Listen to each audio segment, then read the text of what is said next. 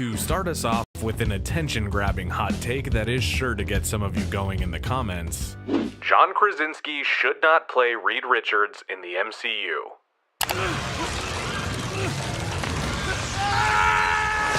Okay, now tell me why you disagree in the comments, but be quick about it because today's episode is going to be full of black sheep opinions as we dive back into the pre-MCU Marvel catalog and see what movies are worth revisiting and which ones we can leave dead and buried. And today, true believers, we are going to take a critical retrospective look at the film that is considered to be a mostly disappointing sequel, but has also garnered some level of respect from comic book lovers since its release in 2007. Which is really pathetic when you think about it. That's right, folks. Today we are going to watch Fantastic Four: The Rise of the Silver Surfer. Directed by Tim Story and of course starring a pre-Captain America Chris Evans as well as Johan Griffith, Jessica Alba, Michael Chiklis, and Julian McMahon. And while some of you may still be heated about my opening statement, I assure you, this movie has nothing to do with that opinion. Or does it? See, this proves exactly what I've been saying all along. No, it really doesn't, but as always, the only thing that matters today is whether or not this movie holds up all these years later. And that, true believers, is what we are going to find out in today's episode of Marvel Revisited. You know what, I was not looking forward to watching this movie again, as last time I saw it I wanted to make like Dr. Doom and lock myself in a giant shipping crate and be hidden away for the foreseeable future. But I may have changed my opinion on that after this most recent rewatch. Look, don't tell Johnny. Don't tell Johnny what? When the movie picks up, it quickly gets into the main storyline and doesn't waste any time catching us up with the Fantastic Four. Reed and Sue are getting married, and as usual, Reed seems more interested in his research than his relationship. Yeah, Sue says I'm addicted to it. I wonder why she'd say that. Johnny and Ben are growing closer, but still holding on to that friendly rivalry that fans of the comics would hope for. The movie also cuts in some very effective establishing scenes of an incoming threat to planet Earth that we will soon come to know as the Silver Surfer. And also there's some threads for the return of Dr. Doom, who we know survived the last encounter with the squad. Now, personally, I think this is one of those rare occasions where the sequel is actually better than the original, and a big part of that is due to the core team's dynamic. When I consume any form of Fantastic Four media, there's a few non-negotiable items that I need to see included. One of those things is Reed Richards, who, despite his good intentions, is constantly placing his super family in the back seat while his love for the work rides in shotgun. But the other thing is seeing the rest of the team acting like a family. What about having a normal life, a family? Who says you have to be normal to have a family? See, in the first film, I enjoyed the characters and the dynamic of the team overall, but in this movie, each character feels like a naturally evolved version of themselves, and I must admit, it works for me. Johnny and Ben feel like they've been living together for years because in this movie, they have. Anyone who's ever had a roommate for more than a couple years knows that while you may get on each other's nerves from time to time, you inevitably will grow closer to that person and maybe even care for them more than you did before. You and me are gonna be spending a whole lot of time together, pal. It's not just an annoying little brother trope played up for the sequel. It's complicated and plays the good with the bad, and it's great. Well, you got me, pal. Now, Reed and Sue's wedding day is finally approaching, and Reed has promised Sue that he would take a break from work and focus on the wedding. But we all know Reed. We have to get through this quickly. Oh, that's romantic. Should I continue? Yes, please. It's actually a good thing that he kept one eye on the work because when the incoming alien threat makes its way to Earth in the form of Silver Surfer, voiced here by Lawrence Fishburne, Reed is prepared and the team springs into action. The wedding gets pretty badly ruined though, and that's, sad. But once we are married, everything will be back to normal. We will never have normal lives as long as we do what we do. Now, I'm really curious, for those of you that have seen this movie recently, what did you think about the Silver Surfer here? I honestly can say that I think Tim Story really understood the character. Every element from his chrome and comic accurate appearance to Lawrence Fishburne's deep and monotone voice acting to the way they introduce him is just perfect. Oh, that is cool. For For those of you that don't know, the Silver Surfer was first introduced in the Fantastic Four issue number 48 in the year 1966 and was created by comics legend Jack Kirby. His real name is Norrin Radd, and rad he is. I'm not kidding, they could do this exact same thing in today's MCU and it would work for me just as well. All that you know is at an end.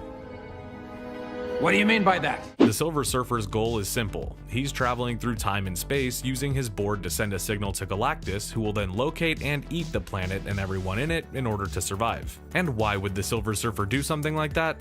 Well, we'll get into it. The first half of the movie is very entertaining, and I don't have a lot of criticism. The bachelor party scene with Johnny, Reed, and Ben is kinda stupid, but it's innocent enough. It was nothing compared to what I did at my bachelorette party. Talk about wild. And I love the added plotline of Johnny's molecules becoming unstable after encountering the Silver Surfer, causing him to switch powers with the team every time he touches them. Reed, you better be able to fix this. I'm right on it. This isn't explained really, but in my opinion, it doesn't have to be. It's funny and it's fun and it adds a layer to Johnny's character that will come in handy later. So up until this point, I've basically just talked about the things that I like about this movie. And the reason for that is because the first half is genuinely not bad. It's in the second half of the movie that all my negative comments come to the forefront. What the hell was that? We'll make adjustments. Next time we'll be ready. See, the story of the movie isn't that complex. It mostly follows the traditional comic book movie franchise formula in that our heroes need to stop a world-ending event from happening while facing impossible odds. And that's all well and good, but where I see this all start to fall apart is when the movie reintroduces Victor Von Doom, played by Julian McMahon. What's the matter?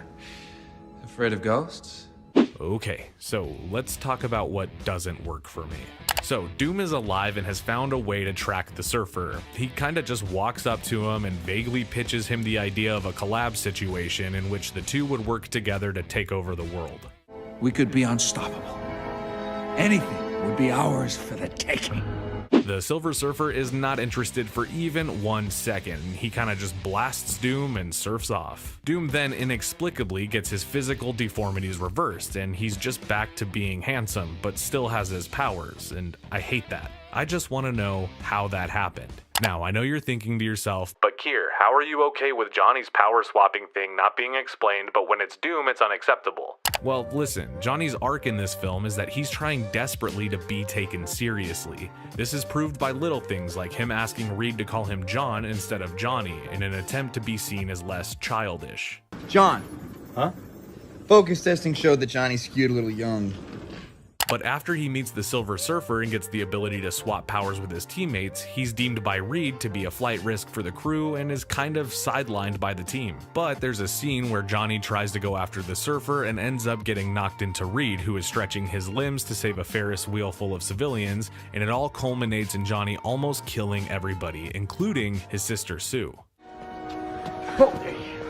Stay back before you get somebody killed. This further alienates Johnny from the family and thus adds some more depth to his character and development. But with Doom, he just gets hot again, and that's all. Nothing changes for him in any way, and the change doesn't serve the plot either. It's very annoying, and I'm tempted to say that they just didn't know what to do with the character. And also, after he gets his normal appearance back, he just strolls into the government and offers to help them save the world, and they're just gonna let him freely walk around as if he didn't almost destroy the entire city in the last movie. Like, because he doesn't look hideous anymore, he's just getting a pardon for his crimes. Get the f*** out of here.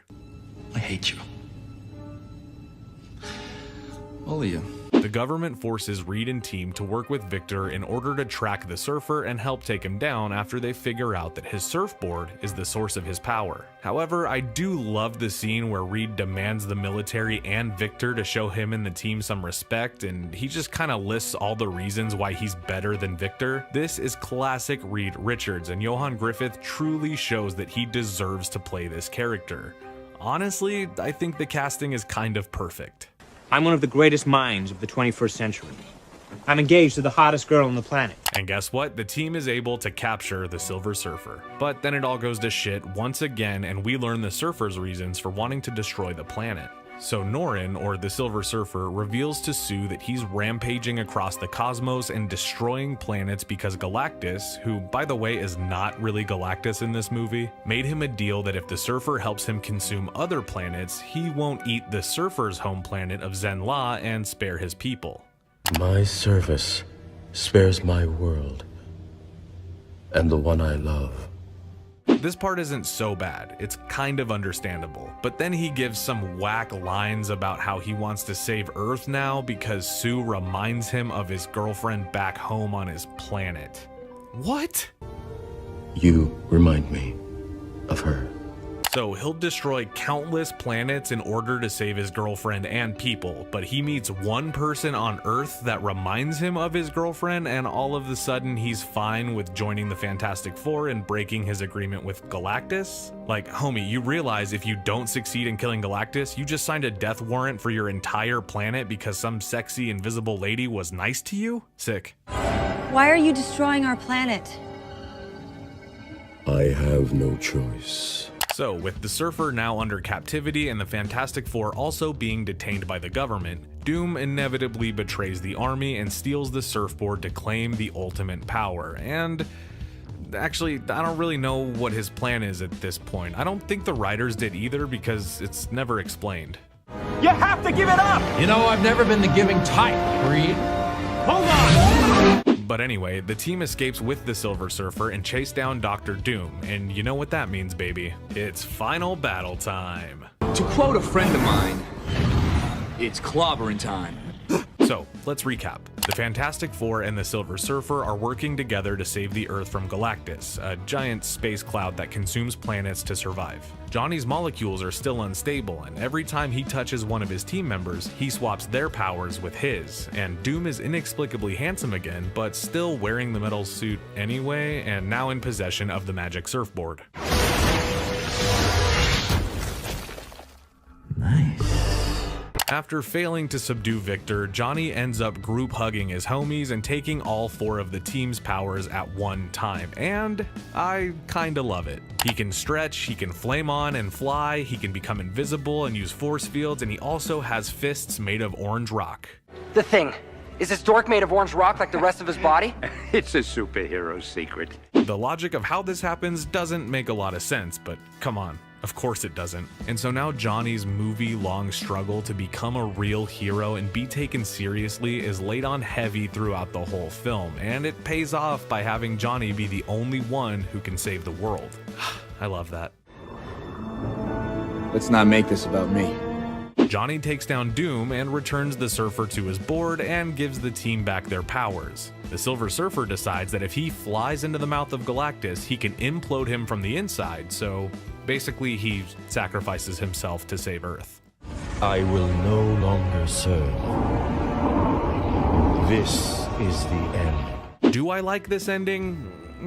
Not really. You have to remember that the Silver Surfer is doing all of this, as in sacrificing himself to save Earth, just because he thought Sue was fine based on a 3-minute encounter with her. But if we can overlook everything else in this movie, why not add that to the list? What'd I miss? In conclusion, The Fantastic Four: Rise of the Silver Surfer is a relatively inoffensive entry in the Marvel canon. I'd say it's better than movies like Daredevil and Elektra, and not as good as movies like Blade and the X-Men. And honestly, despite my beef with Tobey Maguire, this movie doesn't even come close to Spider-Man 2. You're getting on my nerves. I have a knack for that. Not anymore. But as always, I'm only one part of this conversation, and I genuinely want to know what you guys think of this film.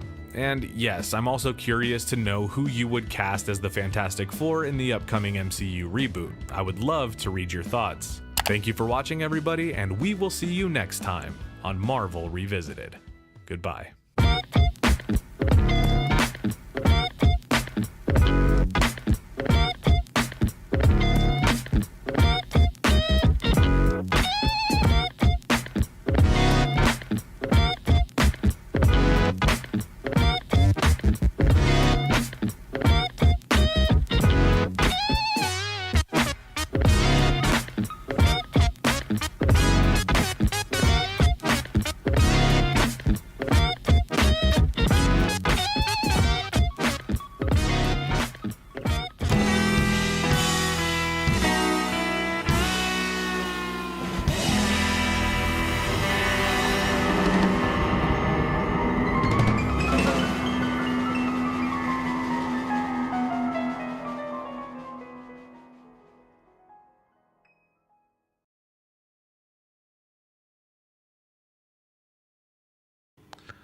Hello, everybody, and welcome back to Friday Night Flicks. Hopefully, you guys enjoyed the pre-show, and now we're going to get into the good shit, the good stuff. Tonight's main topic is going to be Fantastic Four. Let's get that out of the way. We're going to be talking all Fantastic Four in cinema, that is, and I'm very excited. If this is your first stream, welcome. Hello, my name is Kier Gomes, and I'm going to be your host this Friday and every other Friday. And if you're coming back, hello, and I've missed you.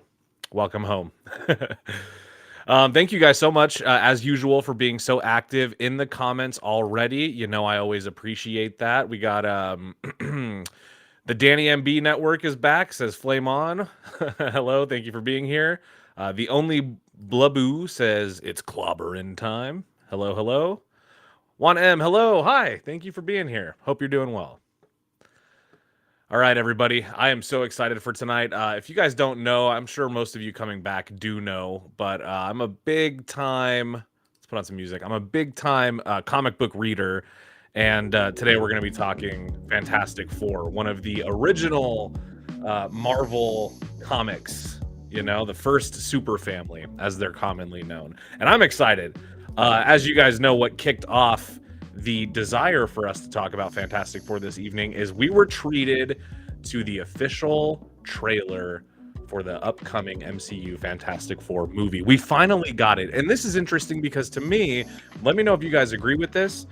I kind of feel like, I mean, we've been waiting for this movie. They announced it so long ago. They teased it so long ago. They did like a temporary logo reveal years and years and years ago, like maybe even pre-pandemic. And but to me, it feels like now that it's here, it feels new again. And that is exciting to me. I remember when they announced the cast, that was kind of like the last big excitement that I had. And then everything, you know, preceding that, I was just like, you know what? I'm tired of these little tiny leaks, these little things. I want to just see a trailer so I know what I'm in for. And we finally got it. For those of you that haven't seen it, if you're trying to avoid the trailer, we are going to be taking a look at it tonight, doing a little reaction. I've seen it a couple times, but we're going to watch it together. If you don't want to see it, just don't look at your screen for a couple of minutes. But don't leave the show, okay? Because after that, we're going to keep everything in the past instead of the looking forward to the new one, okay? All right. Yeah, look, you guys are excited for Fantastic Four. Wonderful. Yeah, me too. Me too. I want to know, I would love to, I mean, I wish I could ask each of you individually because this is a topic that I particularly am interested in, Fantastic Four. I would love to know how many of you guys are more excited for the movie now that you've seen the trailer and how many of you guys are less excited for the movie now that you've seen the trailer. Because on my end, it seems to me like the general reaction to the trailer has been positive. But I also kind of exist in a vacuum sometimes where I'm only kind of in circles of fellow, you know, easy to please comic book movie lovers like myself.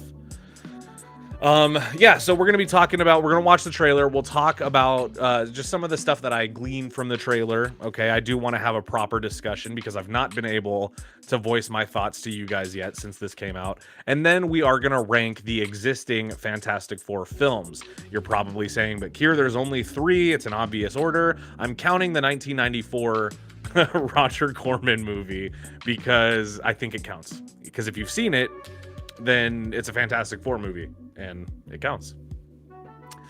Darnell Leak says he is more excited for the movie now that the trailer is out. Yes, I am as well. Let me know how you guys feel. Looks like Darnell's excited. I'm excited. I think I'm definitely more excited now. Yeah. Cartoon Man, welcome. It's clobbering time. Oh yeah, we've had a couple of those comments already. Hopefully we'll get them throughout the night just to keep the hype alive. Okay. This is an interesting take here. Tony Rowlerson, I hope I'm saying that right. Sorry, Tony, if I'm saying it wrong, says that he's less excited only because this is not the 616 Fantastic Four. That's interesting. I've not heard yet that other people like share that sentiment, but it kind of does make sense because we've spent 30 plus movies kind of getting invested in 616. So I understand where you're at, but I am kind of excited to see how the Fantastic Four make their way into 616, which I believe will happen in this movie, or at the very least be well alluded to and well set up for a following movie. Oh yeah, this is gonna be a good year for superhero movies, guys. We got Fantastic Four coming out. We got James Gunn's Superman coming out. We have what could be a sleeper hit with Thunderbolts, and then we have Captain America 4, Brave New World coming out, which that one actually comes out this week. So by next Friday, I might have already seen it. Maybe we can talk about it. I might go see it Thursday. I wouldn't normally go see. Here's the thing with Falcon and Winter Soldier, or I mean with Brave New World. I would not normally go see a movie like that on opening night, but I would like to talk about it on the show next week. And I feel like maybe you guys would want me to talk about it on the show. So I don't know. I might do it. Nails says, I'm hearing some hate for the female Silver Surfer, but I think she will exceed expectations like Sasha Calle in The Flash. Yeah, Sasha Calle was an amazing Supergirl. Let's all get that clear. I'm one of the few people that likes the Flash movie despite its many problems, Ezra Miller probably being one of the biggest. I just never appreciated them as an actor. That's kind of the thing. I never liked Ezra Miller, you know, like as an actor. So even before all the even before all the weird shit that they were doing online, I already was kind of like, I would like my Barry Allen to be a little less Ezra, you know? Oh my God, we're starting the show off nice spicy hot take from John Fallon, friend and producer of the show. Thank you for being here, Johnny. He says that the 94 flick is the best one. There, he said it. Y'all, I might not disagree. I mean, we're gonna talk all about it. I'm not gonna spoil my opinion yet, okay? Rosa G, thank you for being here. Says, I want to watch Superman. Yes, me too. I'm excited to feel excited again, you know?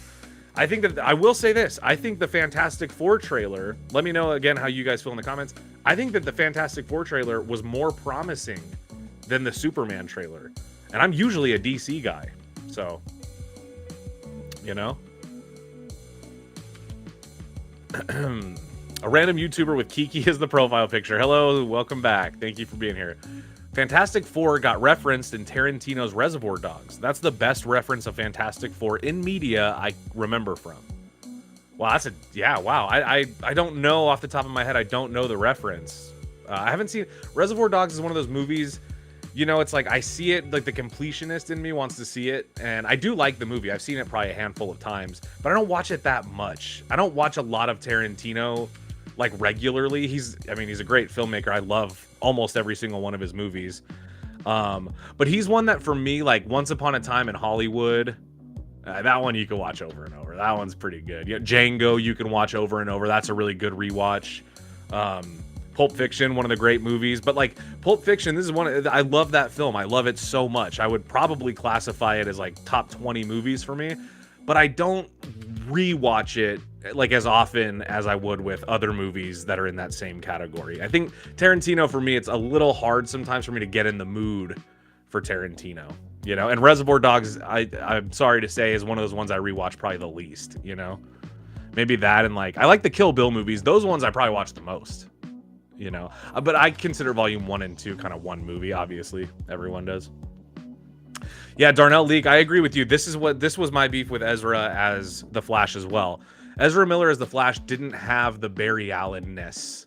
He was more like Tom Holland's Spider-Man, you know? And that's just not, it's cool, you know? The Bart Allen even is kind of like that. But Barry Allen, not so much. Not so much. He should have been a little more like, you know, serious, a little more forensic scientist serious. Oh, greetings from Chile. Well, hello, Javier Chacon. Thank you for being here. Wow, all the way from Chile. I love Grosse Point Blank. That's a great film. That's definitely a rewatchable one. For those of you that don't know, Grosse Point Blank is a John Cusack picture. And Joan Cusack also in it. She plays his like manager / secretary. I don't know what her job is there, but she's great. Yeah, I love Grosse Point Blank. It's a movie about a successful hitman who goes back to his hometown for his high school reunion and meets an old love and kind of rekindles an old flame. Great movie. John Cusack, you can't go wrong. Dan Aykroyd is in it. He plays a fellow hitman. Good stuff. Yeah, Jackie Brown is good. I agree with you, Alistair. Jackie Brown's good. Gotta throw respect on the Jackie Brown name. All right, let's take a look at the trailer, guys. I appreciate all. Oh yeah, we'll do a video, a gross point blank video. We might find time for that. I'm not gonna, I'm not gonna promise you anything, but that could be fun. Thoughts on Michael Chiklis as the Thing? Yeah, I didn't like the design. I thought it was cool that it was practical. I like that they had like a rubber rock suit on him, and I love him. Like the look and the attitude. I love Michael Chiklis. So the short answer is I loved him as the Thing, but the longer answer is I loved him as the Thing, but the character design didn't sell me. Kind of want to watch Jackie Brown now. Yeah, do it. Watch it after the stream. Don't watch it now. Watch me now, and then watch Jackie Brown. Me first. All right. So for those of you that haven't seen the Fantastic Four trailer, let's take a quick look at it. Welcome to the Now, building. let me turn the music, the background music down. Sunday at 7 on the dot, no matter Man, what. when I first saw like this first opening shot, I thought it was just like a very interesting way to start the trailer. It immediately got me curious. Yeah, I'll be the judge of The that. Baxter Building kind of reminds me of the Avengers Tower. I wonder if that's on purpose. Okay. Look at the look of Ben Grimm though, of the Thing. Like I saw some people say that it's like a little uncanny valley. Nah. Okay. He definitely does still have that cousin from the Bear voice though. He's doing the cousin thing. You want to add a little bit of zip, cousin. Also, Pedro Pascal looking good as Reed Richards. Looking good. Best looking, he means. And Johnny never caught fire. Ben has always been a rock. Oh no, I didn't Bootzilla. I see it right here. Mr. Orange has a silver surfer poster on the wall. That's the reference. Okay. Right here. I like the prism kind of like invisibility. We'll face it together. I kind of like the invisibility like rainbow prism around Sue. It's kind of, you can depict that in different ways. Oh, I love that shot of the Thing running. It kind of, to me, looks like the Thing is going to be maybe one of the... Look at these suits. Wow, look at that. Seems to me like the Thing might be the main attraction of this film, which would not disappoint me at all. I would be happy about that. Glendale Bro does not like the Thing's voice. It might take some getting used to, but I think, the thing about when Ben Grimm becomes the Thing, he still has his voice. And he is like a New York, like a New York kind of guy. So it's gonna take some getting used to, I think, for many people, especially because Chiklis kind of is who I think of when I think of the Thing's voice. But we'll come around to it. We'll come around to it. Look at these costumes, you guys. This is it for me. This is it for me. I love this. In the '94 film, they went with like direct comic book accuracy, like ripped out of the 60s comics, but it looked like shit because they just used like nylon leotard fabric, right? And then in the 2005 and 2007 or 8 Tim Story movies, they had kind of more of like a tactile, textured, kind of like a Spider-Man suit, but it was, like a navy, like a deep navy blue, looked a little more practical, a little more modern. Then you had the abomination of the Josh Trank film, which completely fucked up all credibility in uniform because the Fantastic Four didn't have any of their iconic looks. None of them did. And it was disturbing that the final kind of look of their costumes, it didn't even like, there wasn't like a blue. There wasn't like a four, like a good looking, it was just, there was no flavor, no personality. They literally just looked like high-tech spacesuits. And that was it. So these suits, I was very happy to see. They look like the, vintage 1960s kind of Kirby-esque designs. You even have Sue Storm in this shot here looks like she's right out of the comic books. And, the white collar, the white boots. Same thing with Johnny, kind of got the white collar. Ben has it. Reed doesn't. But these suits look cool. They kind of have like a cable knit look to them. They look very like vintage, very retro, very cozy is kind of a weird word, but like that's kind of what I'm getting. And yeah, so for me, I'm super stoked. I love that they kind of have this like bizarre white space room with just a big floor. It looks proper, It looks like how I want it to look. And I was worried, I think a lot of us were. If you guys remember, let me see if I could pull it up here. The only Bluboo says, I'm only looking forward to seeing the Thing in those shorts. Yeah. This is a true fact. Ben Grimm is Jewish in the comic books, and I think it's cool that Ebon Moss-Bachrach seems to be kind of taking that as really part of the character, because I think it's important for comic book lovers. It is kind of like part of Ben's character, his religious, his religion. So I think it's cool. But I was nervous for how the Fantastic Four were going to look, and specifically the Thing. Now, there's some things we didn't get to see. I didn't, at least unless I missed it, but this is now like the third or fourth time I've seen the trailer. I don't think we see any stretching from Reed. Like, I don't think you see Mr. Fantastic doing anything super. And we also didn't get any looks at Shia LaBeouf, the Silver Surfer. So, kind of would be sick if like the Super Bowl had like an extended version of the teaser that did include a little more.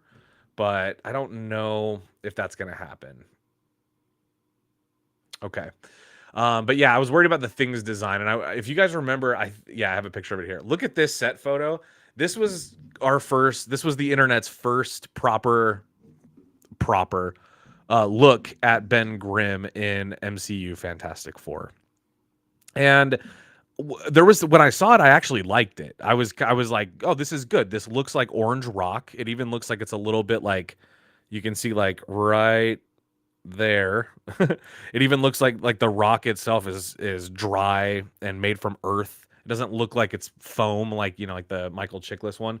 So I really like, when I saw this, I was like, this could be good. It looks like a man in a giant rubber suit, which is this sounds crazy, but it's kind of what I wanted the Thing to be. Right? It's kind of what we all want the Thing to be. Is we don't want to see some, ugly gray CGI mess, right? We don't want an orange Hulk. We want a rock with a face. And they gave us that. So when I saw this, I was concerned because I saw this and I said, it looks good, but how is that going to look on camera, under scrutiny, in HD? Are we going to enjoy the aesthetic of this hybrid practical CGI suit? And I'm happy to say, at least from the trailer, the look that we got from it, I think it's going to be cool. I actually think that one of the things I like about the Thing's design in this trailer was that in the shot of the four of them kind of all lined up together, you can see the Thing is more wide than tall. Maybe not more wide than tall, but like he's wider and shorter. And I kind of like that look, because in a lot of the best Fantastic, especially some of the best Fantastic Four comic book covers, the Thing is a lot stockier. And I like that look. I think it looks cool, just like a frumpy rock, Anyway, that's me. Let's put the music back on, Linda Bro says, I kind of wish Tim Story made a third and final Fantastic Four movie. Again, agrees with that, because it would have been nice to see a full vision. There was clearly, at the end of the second movie, there was clearly plans on at least continuing with those characters in some way. And it would have been nice to see where that would have gone, especially because I think the Tim Story films get kind of a worse reputation than they deserve. At least the second one does. And we're going to talk about that too. In fact, should we just get into it? You guys want to talk about the movies? Okay, we'll do it.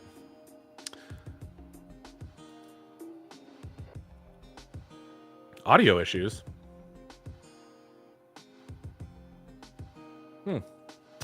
Now, like I said at the beginning of the show, okay, I'm kind of counting the 1994 unreleased Fantastic Four movie as not like, I'm not counting it as a theatrical film because it wasn't released, but I'm counting it as one that deserves to be in this ranking. Because for those of you that haven't seen it, it is a Fantastic Four movie. It is that. It's almost even a more faithful Fantastic Four movie than like the Josh Trank one. And so, well, thanks guys. A lot of people saying I'm good now. I was not aware that I had any audio issues, so I'm sorry. Maybe I blocked the microphone when I was taking a sip. So yeah, but I count the 94 movie in this ranking because also it's more interesting. And for those of you that haven't seen it and are curious about it, stick around to the end of this live stream because we are going to be doing a giveaway that you might be interested in. Okay. Here's how I think I want to do this. I'm counting it as there's 5 Fantastic Four movies, okay? Well, there's 4, and the new one I'm counting as the 5th one, okay? Even though it's technically going to be the 4th. So I'm going to rank them from my least favorite to my favorite, and then we're not obviously going to rank the unreleased 2025 film, but we will kind of circle back to where I think that'll land in the ranking, okay? Okay, it was when I turned on the music. Yeah.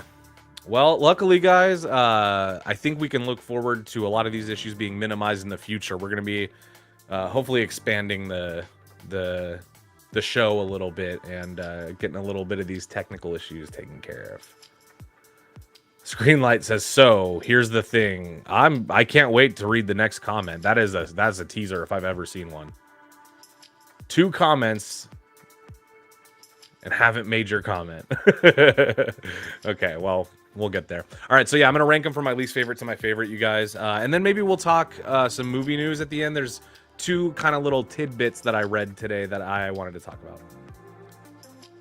Okay, so number 5, what I would consider, in my opinion, to be the worst Fantastic Four movie, and this is probably like obvious. It's Fantastic Four 2015, the Josh Trank. I want you to hit me as hard as you can. Sorry, let me mute that. Just pull up some footage here for the sake of, like, you know, B-roll so you guys have something to look at. The 2015 Josh Trank film sucks. I hate this movie. I remember when it was coming out. The B-roll is like anything but footage from the movie. There we go. I remember when the movie was coming out and I saw like the first trailer even, and I remember going, what the hell is this? Oh, that's interesting. That sounds like Reed Richards from Fantastic Four. Oh, that's Sue Storm from oh, this is a Fantastic Four movie. That was kind of, when the trailer came out, that was kind of my reaction to it. Was I had to piece together information throughout the trailer to finally tell me, oh, this is supposed to be a new Fantastic Four film. Honestly, if it wasn't for that little Marvel in association with Marvel thing at the beginning of the trailer, I never would have known, okay? Because this movie bears very few resemblances to the Fantastic Four that I think the majority of people that enjoy the Fantastic Four would know and love, okay? This ain't it for me. I have heard a few defenders of the movie kind of talk about that it has redeemable qualities, such as like the body horror elements, it being a bit darker, a bit more grounded. Boo. You know what this is? This is a byproduct. This movie, here's why I hate it. This movie is a byproduct of learning the wrong lessons from Christopher Nolan's The Dark Knight. This movie is exactly that. It's a movie that learned the wrong lessons from The Dark Knight, 2008, and tried to create its own version of a darker, grounded, more practical Batman, just with the Fantastic Four. And this movie's not the only one guilty of it. There's a lot of movies that went hyper grounded following The Dark Knight because The Dark Knight did it so well. It was probably one of the greatest comic book movies ever made, and as a result, we got a bunch of schlock. You know? This is a fun name. Urinator, as in urinator, says, is the Fantastic Four too powerful to be in the MCU? Yes and no. No, in a sense that in the, like, if we're talking specifically just the MCU, we've seen Wanda, you know, in the MCU, and that's a powerful, you know, I mean, I don't think the Fantastic Four could do anything that Wanda wouldn't be able to, like, also do, you know? Like, I'm not saying that they're weak. I'm just saying that, like, there's probably room for even more powerful folk in the MCU because they have set the bar so incredibly high, you know?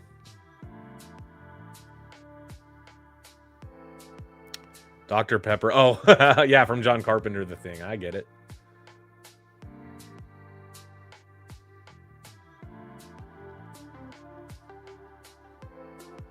The only blaboo.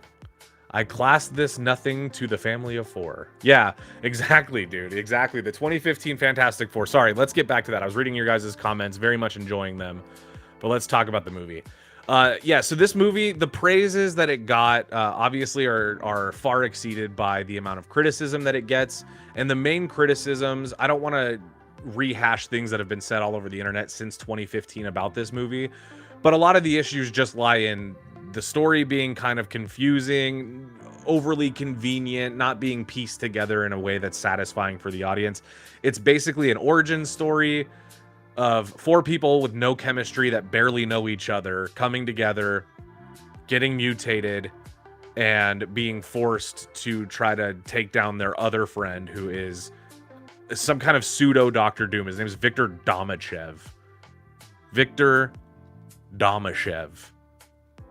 Just call him Victor Von Doom. You're okay. Listen, this is part of the beef I have.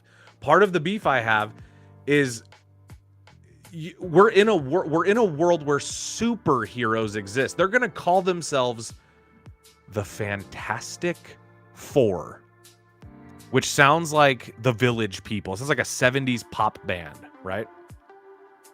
Doesn't it? Making sure I'm not getting too passionate and ruining the audio. But it sounds like a 70s, it sounds like, yeah, like the Fantastic Four. That sounds like the Brady Bunch, you know? And so to try to make it this thing where you can't name a guy Victor Von Doom, it has to be Domachev. He's got to be a Russian hacker, not a power-hungry playboy named Victor Von Doom. Stupid. It's stupid. They changed the name in the reshoots. Yeah. Yeah, oh yeah, this is what we're talking about right now. Yeah, yeah. Well, I mean, even if in the script it was Von Doom, and then they it's still stupid, you know? I don't care who's to blame, if it's Josh Trank or Fox, which I think it's probably both, but definitely Fox. You know? Domachev. Victor Domachev. Not as scary. They should call him Dr. Domachev. I wish they would have done that. I wish they would have called him in the movie after he transforms and he's made out of metal. Oh, he's like made out of metal too. Instead of armor, it's like his body. Yeah, Chronicle was better. Chronicle is a Josh Trank film. I think it was Josh Trank's first feature film. Chronicle is absolutely an underrated movie. And I get very passionate about this because the thing that I love about it, Chronicle is, if you guys have seen that movie, The Craft, from like 95, 96 with Nev Campbell, Chronicle is basically The Craft. I realized this one time I was watching The Craft with my wife, and she goes, "This is basically," maybe I was watching Chronicle, and she was like, "This is basically The Craft," and it is the same thing, but it's a great kind of age-old story, right? Of with great power comes great responsibility, but what about the one that uses it the wrong way? You know, and that's kind of but it was good, and for a found footage movie, so much fun. I think Josh Trank really sucks at making Fantastic Four movies, but I think if he would have stuck with original stuff like Chronicle, I would have just loved to see another Chronicle movie. You know, why not? Anyway, so Fantastic Four, Josh Trank, 2015. That one is the worst. If you haven't seen it, avoid it. It really isn't going to add anything to anything for you. It's not even like one of those things where I could say, yeah, if you want to just shut your brain off and kind of watch some cool superhero stuff. There's nothing cool in it. The only cool scene in this movie is when Reed discovers that he's stretchy. And it's only cool because it's fucking terrifying. That's it. It's not cool because it looks epic. It's not cool because the score is good. By the way, the score sucks too. That's another thing. How do you fuck that up? A heroic superhero score. Just hire one of the greats and have them do their thing. But nope, that didn't happen either. Yep. Yash, hi babies. Are we your babies? Well, hello. Yeah, dude, Fox gets in everyone's way when it comes to these movies because Fox, it's so funny. Fox wants to control the IP that they own. They wanted to control, I mean, this is all over now, but they wanted to control X-Men. They wanted to control Fantastic Four. They wanted to have the power over these characters, but they never knew. It's just like what Sony's doing with the Spider-Man universe. They want to maintain control, so they keep making films, but they don't know what to do with the films. So they just keep making bad movies and like muddying the waters. Yeah, I did know that Trank has disowned this and said that he had a great version. I think his quote was a lot like what David Ayer said about his version of Suicide Squad, where he said, somewhere out there exists a great version of this movie, but you'll probably never see it. And that's terrible, and it sucks. But I gotta say, I don't know how much Fox could have done. I mean, like, how good could the original script have been if the movie still sucks that bad? So I don't know, man. The movie's terrible. I'm not saying I think it's all Josh Trank's fault. I definitely blame Fox, but man, that movie sucks ass either way. And at the end of the day, that's all you need. That's all I need to know anyway. Is, do I like it? No, it sucks. All right, so very bottom of the barrel, even worse than anything else we've seen from Fantastic Four is that one. Fan 4 stick is what everybody calls it. I know the Flick Pick kind of coined it, or kind of like owns that, but everybody calls it Fan 4 stick. You know, might have been because of him, truly. Okay. Oh, I got to read this before we move on to my... Sorry, guys. Whoops. I got to read this before I move on to my next one. I have a conspiracy theory that the Fox-Disney deal must have been in the works for years, and Simon Kinberg was a Disney plant to ruin X-Men and Fan 4 stick. Oh, you know what's weird is I don't know enough about the timeline of when all this went down to confirm or deny, but I will say some of these movies are so fucking bad that it would actually be comforting to know that they had a mole in there fucking it up and sabotaging it on purpose. Oh, Dark Phoenix. If you guys haven't seen our coverage on Dark Phoenix, Jesse Shade did one of the funniest videos on our channel about how bad X-Men Dark Phoenix was. But even then, X-Men Dark Phoenix, I know it's also a Kinberg destroyed movie, but at least that movie visually, if you turn Dark Phoenix on mute and you don't pay attention to what people are saying and you just look at it, it's fun to watch if you just look at it. This movie, Fantastic Four 2015, not even fun to look at. Bullshit.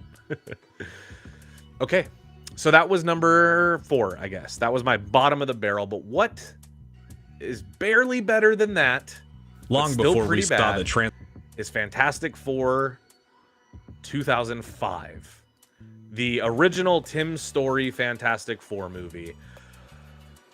Okay. I said this in the pre-show video, so this won't be a surprise for some of you, but it might be a surprise for others of you. I think that this movie, Fantastic Four 2005, is way worse than the sequel. I think the sequel, Rise of the Silver Surfer, is way better than this movie. I don't like this one that much at all. It does have some charming and redeemable qualities. There are things I like about it. It's not a complete lost cause like Josh Trank's movie, or like Fox's Josh Trank movie. but it's not great either. Some of the things they do right. I like that they use practical effects for The Thing. Tim Story seemed to really care about the Fantastic Four, and I think anybody who cares about the Fantastic Four, it translates to character design. You have to be so specific about that when you're dealing with an orange rock man, you know? And even though I don't love the design of the Thing in this movie, it's a little too flat. He kind of looks like an egg. I still appreciate that it's practical and that it looks, you know, like it's not made out of computer generated imagery, you know? So I do like that. I also think that given the times, you know, that this is pre-MCU, this is coming off of movies like Daredevil, I think this was a refreshing movie in terms of the camp of the movie. Like, it was silly. They kind of leaned a little bit into it being funny. They also had some really peak fucking Marvel references in this movie. There's a part where a newspaper alludes to the fact that the X-Men exist and the Punisher exists. And then there's a part I believe it's in this one. It might be the second movie, but I think it's in this one where where Johan Griffith turns into Wolverine. Like, he morphs his face to look like Hugh Jackman as Wolverine. So fucking cool. So there are good things. There are good aspects of this movie. In fact, the one thing that this movie does better than the sequel is this movie's story makes sense, which is a compliment because the next one, the story doesn't make a lot of sense in Silver Surfer. So I don't love this movie. This is one that I would say skip if you haven't seen it. It's not gonna scratch that Fantastic Four itch, I don't think. But maybe it will. I mean, if nothing else, if you don't know anything about the Fantastic Four, maybe you should watch this so you can see how far we've come compared to what the new movie looks to be. Yeah, I also have good things to say about Rise of the Silver Surfer. That's actually, I would consider that movie to be misunderstood. I think that there's a lot of people that hate on the Silver Surfer movie and not this one, and I think that's backwards, you know? Yash says, also Tim Story being African-American directing a major superhero movie is great for progress. Totally agree with that. I think, you know, we should have diverse filmmakers making movies because then we get diverse movies, and why would you not want that? So yes, I agree. They have a cave troll, Kojo. Jessica Alba as Sue Storm resulted in many prepubescent boys learning about themselves in more ways than one. Let me see, 2005. I was too old for Jessica Alba to be my awakening. I was too old for that, but I definitely think that there is many a teenage boy that probably found Sue Storm to be like peak Marvel superhero. Yeah. That's as much as I'm going to say about it, honestly. So yeah, you know, Rise of the Silver Surfer, not terrible. Or I'm sorry, Fantastic Four 2005, not terrible, but not great. Not a great movie. I do kind of like, now that we've seen Chris Evans playing Johnny Storm, not once, not twice, but 3 times, if you include Deadpool 3. I do actually like Johnny Storm in these movies. Specifically, Chris Evans understands, I think, Johnny Storm.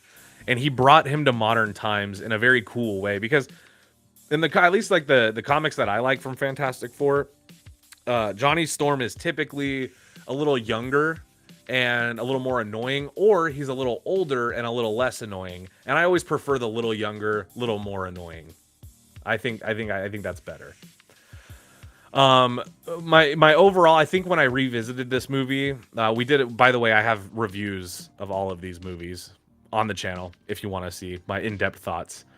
The Chris Evans Human Torch trilogy, so funny. Yeah, I think the overall my overall feelings on this movie were that there was a lot of good things mixed in with a lot of just okay things mixed in with just a couple bad things. And I think the movie failed as a result of just not being able to commit to one vibe, one tone, one thing. It just kind of, like, it didn't commit all the way to the camp, but it, you know, it tried to be Sam Raimi. It was going for the Spider-Man 2 vibe, right? It was going for a mix of Sam Raimi camp and melodrama and heroism, you know, and kind of epic tone. But it just didn't, I think because it didn't really know what it was doing, it just kind of like wavered back and forth between them, and it just didn't do well. Didn't love it. So that's that, okay? I'm trying my hardest not to keep going back to Josh Trank's 2015 movie, but I just can't stress enough. I would rather watch 2005 Fantastic Four 10 times in a row than watch the Josh Trank movie. Like, sit down and watch it one time. Hate it. Makes me upset. And also, this is a weird thing. Let me know if any of you guys can relate to this. This is, I don't know, probably not. I'm probably gonna sound crazy. The Josh Trank movie gives me anxiety. And I don't, not like it's so bad that it gives me anxiety. Like Morbius is worse, technically. But I would rather watch Morbius. But for some reason, I think it's like the way the movie's filmed or edited, it just gives me anxiety. And not a lot of movies do that. And the ones that do, at least I understand where it's coming from. So it's like kind of part of the experience. With this movie, it's just like a mystery. Every time I watch it, I get that like butterfly sinking feeling in my stomach.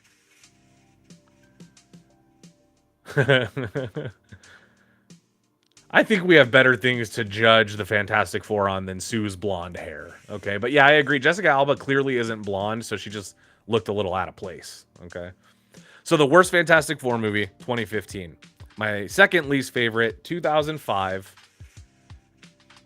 Now we're going to talk about the 1994 Fantastic Four movie. This is exciting. If you guys haven't seen this, I'm going to pull up the trailer The trailer, so this movie, there's a big story behind this, and I want to talk about it, to be honest. So we're gonna do it. The Fantastic Four 1994 movie was exactly the same thing as like every other Fantastic Four movie, in that it was made as an effort, or in an effort, to maintain the rights to the movie. I talked a little bit about this already. They didn't care if the movie was good. In fact, they didn't care if the movie was ever even seen. They only cared about making it so that they could prove they made it, so that they could maintain the rights to the movie. So if you're not trying to make a good movie, then you're kind of trying not to make a good movie. And that's what this is. And I think as a result, it's actually it's got entertainment value for sure. Roger Corman did something when he could have done absolutely nothing. He made choices when he did not have to make choices. So we're gonna watch. Just had to take a sip of the juice, sip of the tea. Okay. I'm not gonna let the audio play because I don't know if this music's copyrighted in the trailer. But man, man, you guys are in for a real treat. Here, let me move myself over here. Yeah. Now this is another thing. Okay, this is something that I wanted to talk about specifically when we got to this movie. So this is my third from the bottom Fantastic Four movie, because I think it's not terrible. Now this movie never came out, and I believe they've burned the work print of the movie. Like the archive footage of this no longer exists, but there had been a digital leak online. So the footage is like out there. You can see it, you can search it out. I'm not going to tell you where, I'm not going to link it, but you can find it, okay? The thing that's interesting though that I wanted to talk about is in every Fantastic Four movie, they at least know how to do the thing. Isn't that kind of weird? Because when you think about it, you would think that that would be the hard part. It'd be like, okay, Johnny, maybe it looks like shit, but mostly you just cover him in fire. If you composite that, you can make it look okay. They articulated, look at that. They articulated his mouth in a practical costume that looks like orange rock to me. It's a little foamy. It looks a little bit like foam. But I'll be honest, for 1994, for a movie that was given no budget and, you know, what I mean, whatever the case is, not bad. Really not bad. So to me, this movie's entertainment value comes from a couple different places, okay? Number one, it does kind of have that so bad it's good flavor to it. You can kind of like get a little bit stoned or something, or have a couple of drinks with your friends and just kind of pick on the movie, and it is fun. It does have value in that way. But I also truly think there's a few ideas in this movie that are kind of good, and it's a hard movie to piece together. Like a lot of it doesn't make sense. It's more a collection of unfinished scenes. There's a lot of unfinished like shit going on in this movie, so it is kind of hard to like piece it all together. But they created some original characters that were kind of interesting. They had I think Mole Man was in it, but they had like a leprechaun. You guys remember the leprechaun? What was his name? The Jeweler or something like that. I think his name was the Jeweler. And that was an original character, kind of just put in there. They had Doom with you guys want to hear some audio issues? Dr. Doom in that movie. Every time he talks, he sounds like this. I'd be surprised if you guys were able to hear that, you know? So it's fun, you know, it's fun, but the movie does have some cool ideas. The Dr. Doom costume is not terrible. The look of the Thing, not terrible. Actually, the look of all of their powers is kind of okay. The only one that really looks janky is there's a few parts where they try to composite out Sue Storm like she's invisible, and it doesn't look great. And then there's a few times where Reed stretches and it looks very bad. Yash, man, Be Kind Rewind is such a throwback. I don't even know where I unlocked that memory of the movie existing from. Maybe you saw my video on it. Maybe you saw my video on why Be Kind Rewind is one of the most underrated movies ever made. Because I made that video like a year ago. Go check it out, because it is. It's awfully shit to me. Yeah. Well, here's the thing you guys also have to keep in mind, right? This is it is when I say it's an unreleased movie, I mean like this movie never saw the light of day. Not theaters, not TV. Like it never came out. This was something that people had to track down to find it. And now it kind of, I guess it's different. Now you can just go online and look for it. I bet I could probably find a copy, you know. Look at the thing though. That's a good looking design. Yeah, see, some of that compositing looks a little sketch, dude. I don't know about that. I don't know. All right, well, if you guys haven't seen it, seek it out for yourself and check it out. But also, later tonight, we are going to be doing a giveaway because they made an entire documentary, an entire feature-length documentary about what happened to the making of that movie. Conspiracies, fraud, lies, budget funneling, all this interesting stuff. There is a huge scandal behind the making of this bullshit movie, so I highly encourage you guys check it out, man. The OG Beyonder looked like Michael Jackson in the comics. That's so funny. That's funny. I'll have to look into that. I've not seen the... Oh, okay, talking about Be Kind Rewind. Yeah, dude, rewatch it. It's still so good. It's from Michel Gondry, the same director as Eternal Sunshine of the Spotless Mind. 2 really good movies that he's made. All right, so yeah, so the 1994 Fantastic Four. We're going to be giving away a copy of the documentary. It'll educate you on everything that's happened to that movie. But truthfully, it is better than at least 2 of the Fantastic Four movies. And I really mean that. And this is kind of like an anticlimactic ending to the ranking because I guess my favorite Fantastic Four movie at the moment, to start us off with an attention-grabbing, is Fantastic Four 2008. Wedding Day is finally or 7. approaching. Sorry, The Rise of the Silver Surfer. Sorry about that. So this is weird because in general, I don't think I really like this movie. But this is the one where if somebody said, we gotta watch a Fantastic Four movie, one of a Fantastic Four movie has to be put on. What's the one with the most odds of people having fun? I think it might be this one. There's a few reasons. Number one, let's talk about what's good about the movie. And I went into a lot of this in detail in the pre-show. So if you already heard it, excuse me. But the Fantastic Four Rise of the Silver Surfer did a few things very right. And I think this movie really proves that if nothing else, Tim Story is a good director who loves the Fantastic Four. I really believe he likes these characters. I believe he has said on record that he was a big fan of the Fantastic Four prior to making these movies. And you can tell because the way he treated the Silver Surfer, the character of Norrin Radd in this movie, is so good. And I said this in the video, and I'll say it again here. You can look me dead in the eyes when I say it, because I'm about to mean this. They could do this exact same thing again in the MCU, and it would work for me. They could change nothing. They could say, we are just going to insert the Lawrence Fishburne Silver Surfer scenes, and you're just going to watch them again in a new context. I would be okay with that. I think that's how good Silver Surfer was. At their first attempt, the first and only attempt to make the Silver Surfer in cinema, and honestly, it's great. It's perfect. I love the voice. I love the special effects. I love that scene of him surfing through the bus, phasing through matter. Like there's things in this movie that, god damn, if it was just a little more focused, it could have been great. Or if it wasn't so overstuffed with shit, you know, because that's the other thing. There's just a lot going on in this one, so they don't have time to explain a lot. Here's what I mean. There's, for all intents and purposes, there's like 4 villains in this movie, okay?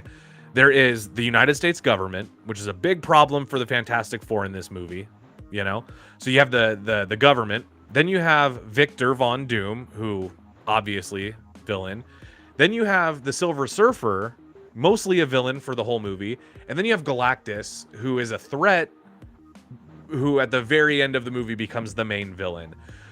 So you see, when you have 4 heroes, you do not need 4 villains. The 4 heroes should have gone up against Norrin Radd and then Galactus. They should have cut Doctor Doom the fuck out of this movie. This is crazy because this is the one I like the most, but it's the one I'm gonna go in the most on because the stuff I didn't like about this movie really pisses me off when I think about it. Number 1, why is Doctor Doom in this movie? I get that he's an iconic Fantastic Four villain, so it's, you know, it makes sense. But they defeated him at the end of the first one. If you knew you wanted to bring him back for the second one, don't do that. You know? And the way that they do it, at the end of the first one, they're like, he's captive, or is he? So it's like, in that way, they copped out of even having to explain realistically how he could have escaped. It's just stupid, dude. I hate it. The MCU Silver Surfer won't be as good. It would be kind of like trying to replace Wesley Snipes' Blade. You can't replace Wesley Snipes' Blade. You just can't. I know Mahershala Ali has been cast as Blade for, you know, 100 years now. And I know that eventually they do intend on still making that movie. And I guess if I had to pick anybody, Mahershala Ali, he works for me. But yeah, dude, there is no replacing Blade. I think Lawrence Fishburne, Silver Surfer, yeah, I mean, I'm not saying you can't replace him, but you definitely don't need to. He didn't leave anything to be desired. He gave me everything I wanted. Dr. Doom, on the other hand, sucks ass. He sucks ass. That's my Andy Dick impression. He sucks ass. Kojo likes the ugly space cloud that's Galactus, right? Oh, like the cloud? Yeah. Wow. Nah, I don't like the cloud. The cloud's stupid. I like Galactus to be a big helmeted motherfucker. You know what I'm saying? That's what I want. Like hopefully what we're gonna get in this movie. Julian McMahon really looks like Victor Von Doom. Yeah. I thought the casting was great. In the first movie, you know, you look at the initial casting, I love Johan Griffith as Mr. Fantastic. Michael Chiklis is the Thing, great. Victor Von Doom, Julian McMahon, that's cool. This is Mr. Nip Tuck, you know? He shouldn't have been in this movie. They did not know what to do with him, and they fricked it up big time. Yeah, the Johnny Storm cameo in Deadpool and Wolverine was good. It was good. That was my second favorite cameo in that movie.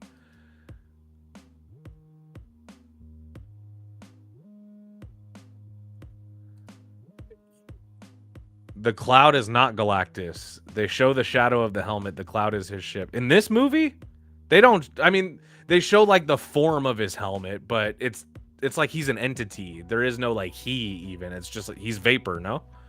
If his ship is a bunch of clouds, then what is he? You know what I'm saying? That's all I'm saying. So this one, I guess, is my favorite Fantastic Four movie for now.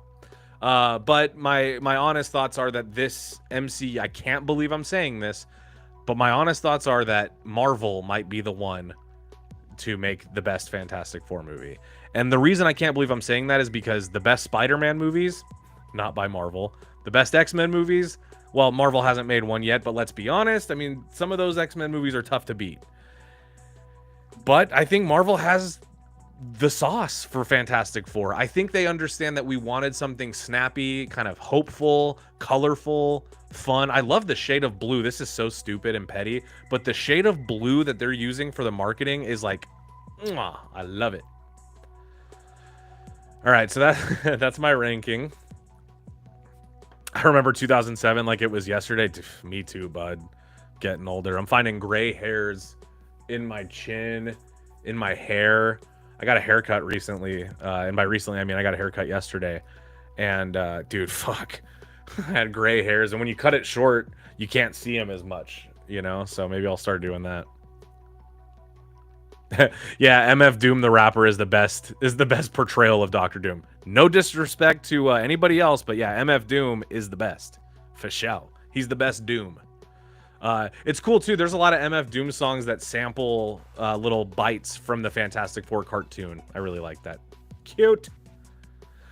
You guys wanna does somebody want to win something? Maybe somebody wants to win something. Let's do a giveaway. We're gonna be giving away, like I said, a documentary on, it's called Doomed. It's a documentary on the making of Roger Corman's Fantastic Four film. Secrets, lies, conspiracy, and betrayal. And all you have to do if you want to win this is be the first to answer this question. Which member of the Fantastic Four was originally replaced by Herbie, which is the robot, and why? So, in the creation of Herbie for the Fantastic Four cartoon, Herbie was created as a robot to replace one of the members of the Fantastic Four. So what I want to know is, which member was Herbie created to replace and why? First one to answer that. And by the way, guys, I just want to make this very clear. Apologies, but this is going to be winners in North America only. So if you're in, like the United States and Canada, basically, and Mexico's North America, but North America only, just because for this show, sometimes these items that we ship out are very expensive, and this will be one of those things. So this is going to be North America only.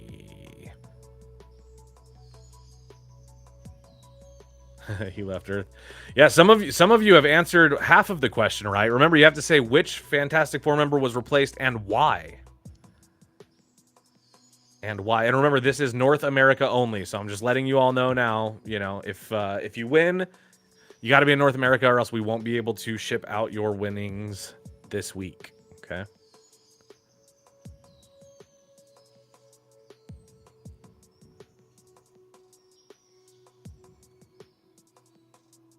Okay, we did have somebody get it right.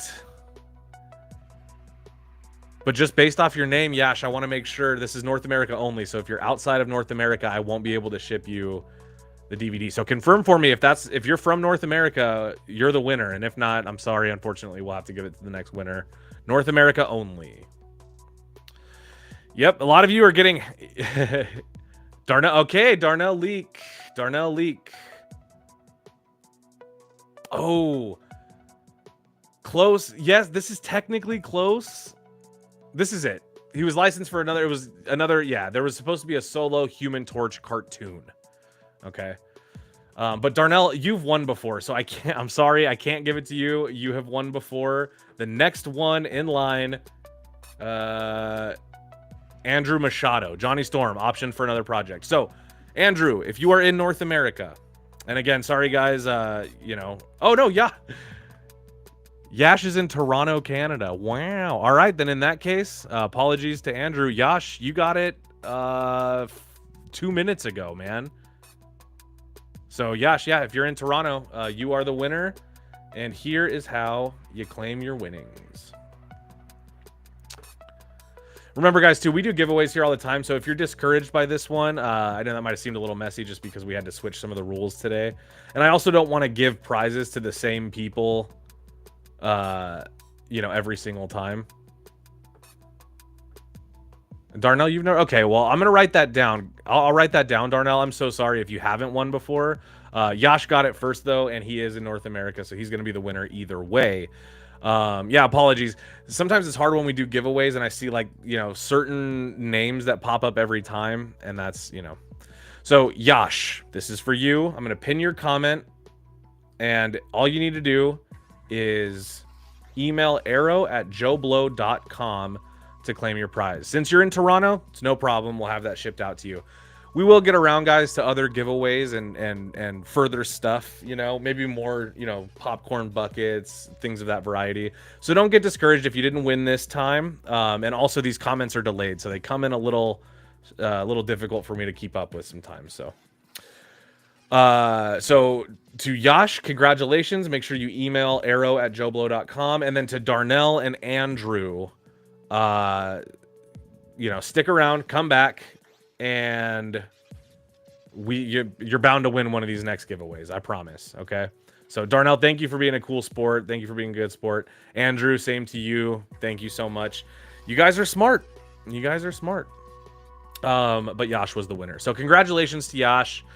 There's my ranking of Fantastic Four. And the only other thing that I wanted to share with you guys tonight, if you haven't seen it, we just have to do this really quick. We have to. Let me go back to... If you guys didn't see, Henry Cavill's James Bond audition leaked online.